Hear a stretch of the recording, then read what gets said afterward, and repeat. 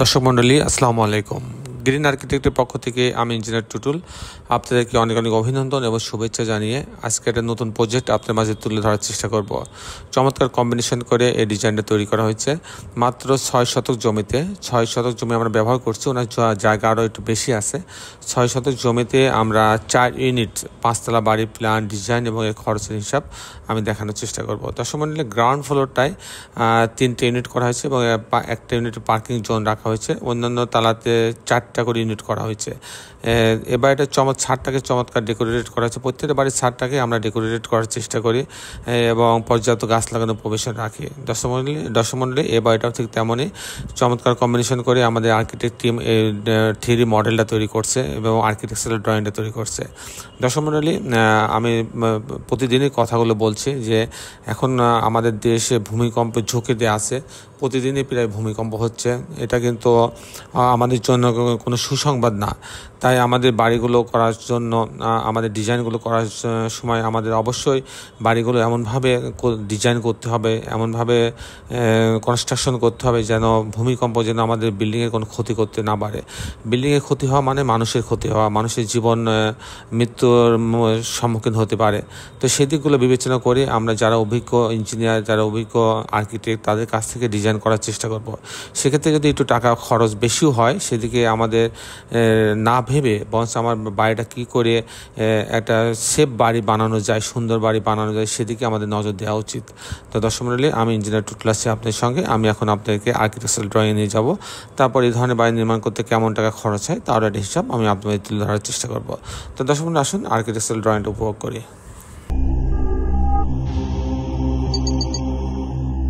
Architectural ড্রয়িংটা এরকম, আপনার লম্বা জায়গা 82 ফিট লম্বা আর এখানে হচ্ছে 31 ফিট চওড়া। এই জায়গার উপরে 4টে ইউনিট করা হয়েছে। এটা হচ্ছে গ্রাউন্ড ফ্লোরে প্ল্যান। সামনে বেশ কিছু জায়গায় 14 ফিট জায়গা ফেলে রাখা হয়েছে। তারপর এখানে এন্ট্রেন্স দিয়ে এই অংশটাকে পার্কিংয়ের জন্য রাখা হয়েছে। আর এখানে 3টা ইউনিট করা হয়েছে। এখানে সিঁড়ি দেওয়া হয়েছে, সিঁড়ি থেকে 3টা ABC 3টা ইউনিট করা হয়েছে। আমি মূলত টিপিক্যাল ফ্লোর প্ল্যানটা আপনার মাঝে তুলে ধরার চেষ্টা করব। আমি দেখাবো কি করে 4টে ইউনিট ভাগ করা হয়েছে মাত্র 6 শতক জমিতে। তো পার্কিংয়ের জোন দিয়ে এই অংশ দিয়ে এখানে আসবে, সিঁড়ির লবিতে আসবে। আসার পর ইউনিট ABCD 4টা ইউনিট। তো এটা হচ্ছে 5তলা একটা বাড়ি। তো যখন ইউনিট এতে ঢুকবে তখন 582 স্কোয়ার ফিট পাচ্ছে। এখানে ঢোকার পরে একটা ড্রয়িং ডাইনিং পাচ্ছে, বেশ বড় একটা ড্রয়িং ডাইনিং। এখানে একটা কিচেন আছে, একটা কমন টয়লেট আছে। এখানে একটা মাস্টার বেডরুম আছে, এর সঙ্গে একটা বারান্দা আছে এবং একটা টয়লেট অ্যাটাচ করা আছে। এখানে আর একটা বেডরুম আছে, এর সঙ্গে একটা বারান্দা রাখা আছে। এই হচ্ছে ইউনিট এ, 2টা বেডরুম, 2টা বাথরুম, কিচেন, ড্রয়িং ডাইনিং, 2টা বারান্দা দিয়ে সাজানো হয়েছে। যদি আমি ইউনিট বিতে আসি, তবে ইউনিট বিতে 559 স্কোয়ার ফিট।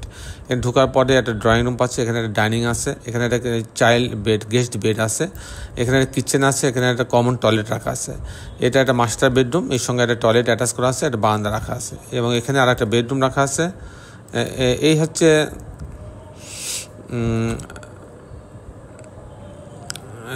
একটা মাস্টার বেডরুমের সঙ্গে একটা টয়লেট অ্যাটাচ করা আছে, একটা বারান্দা রাখা হচ্ছে। এই হচ্ছে 2টা বেডরুম, 2টা বাথরুম, কিচেন, ড্রয়িং ডাইনিং দিয়ে ইউনিটটা বিটা সাজানো হচ্ছে। ইউনিট যদি আমি সিতে যাই, সিতে যাওয়ার পর গেলে এখান দিয়ে ঢুকলে 532 স্কোয়ার ফিট। ঢোকার পরে একটা লবি পাচ্ছে, একটা ড্রয়িং ডাইনিং এই অংশটুকু। এখানে একটা কিচেন আছে, এখানে একটা গেস্ট বেডরুম আছে, এখানে একটা কমন টয়লেট রাখা আছে, এখানে একটা মাস্টার বেডরুম, এর সঙ্গে একটা টয়লেট অ্যাটাচ করা আছে, একটা বারান্দা রাখা আছে। এ হচ্ছে ইউনিট সি। ইউনিট ডি যদি আমি আসি, 560 স্কোয়ার ফিট। এখান দিয়ে ঢোকার পরে একটা ড্রয়িং ডাইনিং, বেশ বড় একটা ড্রয়িং ডাইনিং, এখানে একটা কিচেন আছে, এখানে কমন টয়লেট আছে। এটা একটা বেডরুম, মাস্টার বেডরুমের সঙ্গে টয়লেট অ্যাটাচ করা আছে, একটা বারান্দা রাখা আছে। এখানে একটা বেডরুম, এর সঙ্গে একটা বারান্দা রাখা আছে। প্রত্যেকটা ইউনিটে 2টা করে বেডরুম, 2টা বাথরুম, 2টা বারান্দা, ড্রয়িং ডাইনিং, কিচেন দিয়ে সাজানো হয়েছে। তো দর্শক মণ্ডলী, চমৎকার কম্বিনেশন করে অল্প জায়গার মধ্যে ইউনিটটা সাজানো হয়েছে। যাদের যেসব এলাকায় ছোট ইউনিট চলে এবং 2টা বেডরুমের ইউনিটগুলো বেশি চলে, সেসব এলাকার জন্য এই বাড়িটা খুবই অ্যাপ্রোপ্রিয়েট এবং ম্যাক্সিমাম জায়গাতে ছোট ইউনিটগুলোতে কিন্তু ভাড়া বেশি পাওয়া যায়। তো দর্শক মণ্ডলী, আমি এখন আপনাদের দেখানোর চেষ্টা করব যে এই ধরনের বাড়ি নির্মাণ করতে কেমন টাকা খরচ হয়, তার একটা হিসাব আমি আপনার মাঝে তুলে ধরার চেষ্টা করব। দর্শক মণ্ডলী, আমি যেটা বলছিলাম যে 6 শতক জমিতে 4 ইউনিট 5 তলা বাড়ি। তো এখানে যেহেতু 5 তলা বাড়ি, এখানে পাইলিং লাগছে না। এখানে ফাউন্ডেশন খরচ হবে 1200 টাকা স্কোয়ার ফিট। ফাউন্ডেশন খরচ বলতে আমি বোঝাবো ফুটিং, শর্ট কলাম, গেট বিম পর্যন্ত, সেফটি ট্যাঙ্ক এবং ওয়াটার ট্যাঙ্ক, এটা মিলাই 1200 টাকা স্কোয়ার ফিট। এরপর যে খরচটা আছে কাস্টিং খরচ, বিম কলাম ছাদ, প্রতি তালা বিম কলাম ছাদ যদি আমি করি সেক্ষেত্রে আমার 650 টাকা স্কোয়ার ফিট খরচ হবে। আর এরকম একটা বাড়ি যদি আমি ফাউন্ডেশন সহ যদি আমি কমপ্লিট করতে চাই, এরকম ছবির মতো কমপ্লিট করতে চাই, আপনি ফাউন্ডেশন, কাস্টিং, গাঁথনি, জানলা, দরজা, রেলিং, গ্রিল সব সহজে আমি কমপ্লিট করতে চাই, তাহলে আমার প্রতি স্কোয়ার ফিটে 2000 টাকা খরচ হবে।